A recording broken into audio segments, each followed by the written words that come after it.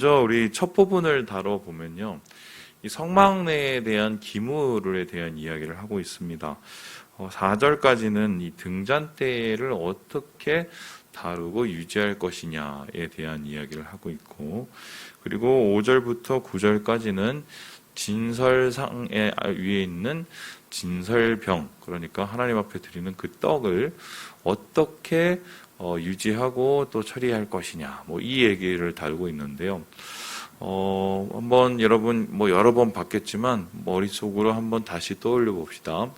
하나님이 예배하는 곳을 우리에게 주셨고, 그곳은 주님과의 만남이 있고, 그곳의 중심에는 성소가 있었습니다. 그 성소는 다시 두 쪽으로 쪼개지는데, 하나님의 제일 거룩한 언약궤가 있는 지성소가 있고요. 그리고 그 지성소로 들어가는 그 문 앞에는 성소가 있습니다. 그리고 그 지성소와 성소를 나누는 것은 휘장이 있었어요. 그런데 지금 24장에서 다루고 있는 것은 이 휘장 밖, 그러니까 지성소 앞에 있는 성소에 있는 기물인데요. 크게 여기는 세 가지가 있었습니다. 이 첫 번째는 그곳을 밝히는 등잔이 있었어요. 그리고 그곳에 하나님 앞에 떡을 드리는 진설상이 있었습니다. 그리고 이 휘장 바로 앞에는 무엇이 있었냐면은 하나님 앞에 올려드리는 향단이 있었어요. 향단. 근데 이 향단은 하나님이 원하시는 가장 독특한 제조법으로 하나님께만 드리는 향을 올려드렸다면은 그것 말고 진설상과 그리고 이 등잔은 하나님께서 그곳에서 꺼지지 않고 그리고 계속적으로 하나님 앞에 올려지기를 원하셨습니다. 그래서 특별히 이 등잔을 이렇게 이야기하고 있는데요. 우리 함께 우리 4절의 말씀을 같이 한번 읽어보도록 하겠습니다. 4절의 말씀입니다. 시작. 그는 여호와 앞에서 순결한 등잔대 위에 등잔들을 항상 정리할지니라. 등잔대가 황금으로 만들었는데 이것에 불이 붙으려면은 기름이 있어야겠죠. 근데 이 기름은 시간이 지나면 다 타버리죠. 근데 하나님께서는 이 성소 안의 등잔대의 등이 꺼지질 않기 바라셨습니다. 그러면 제사장이 하는 일 중에 또 굉장히 중요한 일이 이 등잔대에 기름을 채우는 일이었어요. 근데 이 기름을 채울 때 두 가지를 하나님이 얘기하고 계시죠. 4절에 보니까 순결한 등잔대여야 된다. 그리고 항상 정리해야 된다라고 얘기합니다. 순결한 등잔대가 되기 위해서는 순결한 기름을 채워 넣어야 되고, 항상 정리해야 된다는 것은 그 심지가 있죠. 심지가 타버리면 그것을 항상 깨끗하게 치워야 된다라고 합니다. 그러면은 이 성전의 등잔이 깨끗하게 잘 유지되기 위해서는 무엇이 필요합니까? 항상 거기에서 기름을 채우고 항상 그것을 깨끗하게 하는 그 노력이 필요하게 됩니다. 계속적으로 이것을 제사장이 아침 저녁으로 하게 되지요. 뿐만 아니라 그곳에는 진설상이 있었고 그 상 위에는 진설할 진설병이 있었었는데요. 이에 대해서 하나님께서 이렇게 이야기를 하고 있습니다. 우리 함께 8절의 말씀을 같이 한번 읽어보겠습니다. 시작. 안식일마다 이 떡을 여호와 앞에 항상 진설할지니 이는 이스라엘 자손을 위한 것이요 영원한 언약이니라. 또 반복되는 단어가 보이죠? 항상 진설해야 된다. 이 항상 진설해야 된다는 의미는 어떠냐면 하나님 앞에 드릴 떡을 굉장히 두껍게 크게 만들어서 그걸 12개를 쌓아 놓습니다. 6개씩 이렇게 두 모둠으로 쌓아 놓게 되는데 매주마다 안식일마다 구워서 하나님 앞에 드리고 그 일주일이 지났을 때 다시 그것을 치우고 또 새로운 떡을 그곳에 채워 넣어야 되는 거죠. 이러한 매주 이어지는 이 제사장의 계속적인 노력이 없으면은 이러한 진설상은 더럽혀지게 되겠죠. 그래서 하나님께서 이것도 역시 하나님 앞에 드려질 이 떡도 계속해서 준비함으로 하나님 앞에 올려드려야 된다라고 이야기를 하고 있습니다. 실제적으로 이 떡의 이름이 있는데요. 그게 뭐냐면요. 여호와의 얼굴이라는 뜻이에요. 얼굴떡이에요. 그럼 이게 어떤 뜻이냐면 이 떡을 통해서 이스라엘 백성, 12지파의 이스라엘 백성이 하나님의 얼굴 앞에 서는 하나님을 만나러 간다라는 의미가 되게 됐죠. 자, 그렇다면은 이 두 가지 진설병과 등잔대를 통해서 하나님께서 우리에게 말씀하시는 것은 무엇입니까?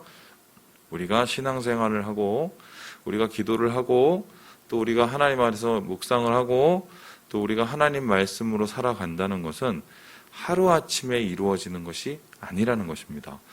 목사님, 어제 분명히 작년까지는 굉장히 은혜로우셨던 그분이 지금은 왜 이렇게 마탱이가 같나요? 뭐 이런 얘기를 가끔씩 물어보시는 분이 있었어요. 원래는 안 그러셨는데 왜 저렇게 되셨죠? 저분이 제가 몇 년 전 봤을 땐 정말 신령한 분이셨는데, 홀리한 분이셨는데 지금은 왜 사람을 저렇게 홀리고 다니냐고 뭐 이렇게 질문을 하시는 분이 있는데 이유는 단 한 가지, 무엇입니까? 그때는 하나님 앞에 나아갔을지 모르겠지만 지금은 그렇게 하고 있지 않기 때문이에요. 신앙은 어떤 의미에선 꾸준함입니다. 꾸준함이에요. 기도는 매일 해야 되는 거예요. 예배도 매일 드려야 되는 거예요. 그리고 우리는 뭐예요? 하나님 앞에 말씀 묵상도 매일 해야 됩니다. 우리가 매일 하는 이 하나님 앞에 드려지는 우리의 예배와 기도와 말씀 묵상을 놓쳐버리면요. 뭐 그거 다시 보면 되지, 다시 기도하면 되지, 다시 어떻게 하면 되지, 그렇게 마음을 놓고 있는데 다시 그거를 놓고 기도하고 말씀 묵상하고 잘 안 됩니다. 왜냐하면은 우리의 영혼은 하나님이 주신 날마다 주시는 일용할 양식과 일용할 은혜가 필요하기 때문인데요. 그것을 놓쳐버리면 나도 모르게 내 힘과 내 뜻과 내 맘대로 살아갈 수가 있게 되는 거죠. 그래서 하나님께서는 등잔대를 깨끗게 하고 거기에 기름을 채우고 진설상위에 매 주마다 진설병을 올리게 하시는 이유가 무엇입니까? 그러한 계속되어지는 준비와 하나님 앞에 나아가는 노력을 통해서 이스라엘 백성이 하나님 앞에서의 거룩함을, 주님과의 만남을 계속적으로 이어나가기 원했던 것입니다. 그래서요, 다시 말씀드려요. 신앙생활은 꾸준함이에요. 꾸준함이 필요합니다. 꾸준함이. 지금 그것을 잃어버리신 분은 아마 되찾기 되게 어려우실 겁니다. 목사님, 그러면 어떻게 되찾습니까? 처음부터 다시 하면 돼요. 처음부터 다시. 0에서부터 다시. 기도 안 되면 거기서부터 다시. 거기서부터 다시 하나님 앞에 무릎 꿇고 예배 가운데 하나님에 대한 감격을 잃어버리면 거기서부터 다시 하나님 앞에 나아가서 하나님께 다시 우리의 마음을 올려드릴 때 그러한 매일 역사하시는 일용할 은혜와 하나님이 주시는 이 능력을 공급받게 되는 거죠. 그래서 꾸준하게 항상 우리의 마음을 준비하고 하나님 앞에 신앙으로 나아가야 된다. 이것을 오늘 말씀 속에서 첫 번째 깨닫게 되는 것입니다. 이 두 번째는요, 이스라엘 백성에게 일어나는 이 소동에 관한 이야기를 하고 있는데요. 좀 복잡한 얘기인데요. 우리 함께 같이 우리 말씀을 읽어보도록 하겠습니다. 우리 10절 말씀을 같이 한번 읽어보겠습니다. 10절 말씀입니다. 시작. 이스라엘 자손 중에 그의 어머니가 이스라엘 여인이요 그의 아버지는 애굽 사람인 어떤 사람이 나가서 한 이스라엘 사람과 진영 중에서 싸우다가 싸움이 일어났어요. 싸움이. 그런데 그 싸움을 한 사람이 누구냐면 아버지는 애굽 사람, 어머니는 이스라엘 사람. 그러니까 한마디로 믹스가 된 사람이에요. 그래서 여기까지 보면은 믹스가 된 사람들, 그러니까 혼혈을 굉장히 좀 안 좋게 생각하는 그런 표현이 느껴지기도 합니다. 그런데 더 나가서 어떤 일이 생겼느냐? 11절에 이런 일이 생겼는데요. 여호와의 이름으로 모독하고 저주하였다. 그 여자가. 그 남자가 이렇게 얘기하고 있습니다. 그러면은 지금 이 사건을 두고 이제 재판을 시작한 거예요. 왜냐면은 이스라엘 백성이 하나님 앞에 십계명을 받고 처음으로 그 십계명의 3계명인 여호와의 이름을 더럽힌 사람이 발생하게 됩니다. 자, 그렇다면은 이렇게 하나님의 계명을 어긴 십계명을 어긴 사람을 어떻게 할 것이냐 이에 대한 이제 재판을 하는 과정이 나오는데요. 결국 그것은 이렇게 끝나게 되는데요. 우리 함께 16절을 같이 한번 읽어보도록 하겠습니다. 16절입니다. 시작. 여호와의 이름을 모독하면 그를 반드시 죽일지니 온 회중이 돌로 그를 칠 것이니라. 거름이든지 본토이든지 여호와의 이름을 모독하면 그를 죽일지니라. 예, 어떻게 했어요? 돌로 쳐서 죽었습니다. 야, 막 혼혈을 별로 안 좋아하는구나. 유대인 토종을 좋아하는구나. 그러니까 돌로 그냥 이 사람은 쳐 죽였구나. 이렇게 생각할 수 있어요. 근데 그게 아니죠. 이 사람이 죽은 이유는 아버지가 애굽 사람이라 죽은 게 아닙니다. 이 사람이 싸웠기 때문에 죽은 것도 아닙니다. 뭐 싸울 수도 있어요. 그리고 아버지가 뭐 애굽 사람일 수도 있어요. 근데 중요한 건 뭡니까? 여호와의 이름을 더럽혔다는 거예요. 하나님의 이름으로 욕을 하고 하나님의 이름으로 저주를 했다는 겁니다. 주님은 축복의 이름인데 그 축복의 이름을 저주의 이름과 모독의 이름으로 바꾼 것, 하나님을 귀중히 여기고 소중히 여기지 않게 된 거죠. 그래서 하나님께서는 이러한 죄를 이스라엘 백성 중에서 끊어내시기 위해서 어떻게 해요? 첫 본보기로 삼으시고 공개 집행, 사형 집행을 하시게 되는 겁니다. 목사님 그래도 이거 뭐 말 한마디 잘못했다고 너무한 거 아닙니까? 이렇게 생각할 수 있는데요. 한번 생각을 해봅시다.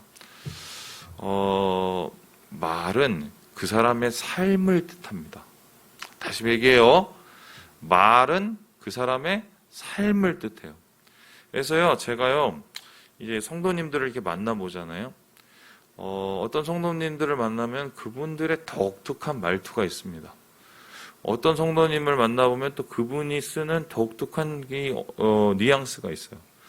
어떤 분은 좀 욕을 섞어 하시는 분들도 있어요. 이런 분들이 현장에서 많이 있으신 분들이고, 어떤 분들은 굉장히 말을 할 때 쏘아붙이듯이 얘기하시는 분들이 있어요. 이런 분들은 아마 스트레스가 많은 직업에 계신 분들이 그래요. 어떤 분들은 말을 할 때 쭈삣쭈삣 하시는 분도 있어요. 아마 눈치 보는 데서 있겠죠. 그래서 그분이 어떤 말을 쓰냐는 결국 그분이 어떤 삶의 환경 속에서 어떤 삶을 선택하고 있느냐를 이야기를 합니다. 말 하나 잘못하는 게 중요한 게 아니라 그 말에 그 사람의 삶이 담겨 있다는 거예요. 예수 믿는 사람은 그럼 어떻게 됐습니까? 욕하는 데 가서 같이 욕하고, 그리고 뭐 승질내는 데 가서 같이 승질내고, 그리고 남 헐뜯는 데 가서 같이 헐뜯고, 교회에 나와서는 하나님을 찬양하고 하나님을 예배하고, 이런 삶이 예수님을 믿는 사람의 삶일까요? 아니죠. 성경에서는 야고보 사도가 뭐라고 하냐면, 야, 너네는 입이 두 개냐? 어떻게 밖에서는 막 남 헐뜯고 남 죽이던 그 말을 가지고 어떻게 그 입으로 나와서 하나님 찬양하고 하나님을 예배하고 송축을 할 수 있느냐? 그거 아니지 않냐? 이렇게 얘기하고 있어요. 왜냐하면 우리의 입은 결국 우리의 삶을 다루고 우리의 마음을 다루기 때문인데요. 그래서 믿는 사람들에게 말과 행동은 앞에서 진설병을 놓고 또 앞에서 하나님 앞에 등잔을 깨끗게 하듯이 우리의 마음을 깨끗게 함으로 나오게 하는 굉장히 항상 준비해야 되는 것들이다. 물론 때로는 우리가 뭐 욕도 할 수 있겠죠. 때로는 남을 헐뜯을 수도 있겠죠. 때로는 뭐 저주의 소리를 막 퍼붓고 싶은 생각이 들을 수도 있겠죠. 그런데 그 말을 우리가 세상 사람들처럼 다 쏟아내지 않는 이유는 우리는 주님의 사람들이기 때문이에요. 주님이 우리 안에 계시기 때문이고 성령의 불이 우리 안에 있기 때문이고 생명의 양식, 그 말씀이 우리의 마음속에 있기 때문입니다. 그래서 믿는 사람들, 예수를 믿는 사람들은 우리의 말을 통해서 하나님이 나타나고 하나님이 영광 받으시기 위해서 우리가 최선을 다하겠다.